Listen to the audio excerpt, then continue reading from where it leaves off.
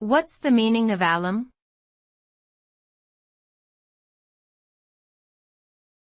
Alum.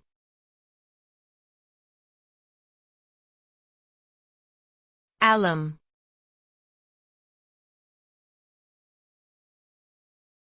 Alum.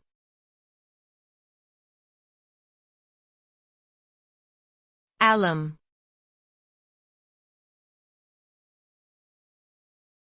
Alum.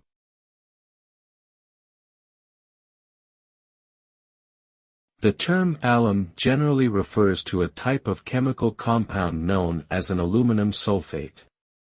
It is often used in a variety of industrial and household applications, including water treatment, paper production, and as a food additive. Alum has astringent properties which make it useful for various purposes such as tightening the skin or stopping bleeding. It is a white crystalline substance that is soluble in water and has a slightly sweet taste. Overall, alum is a versatile compound with numerous practical uses in different fields.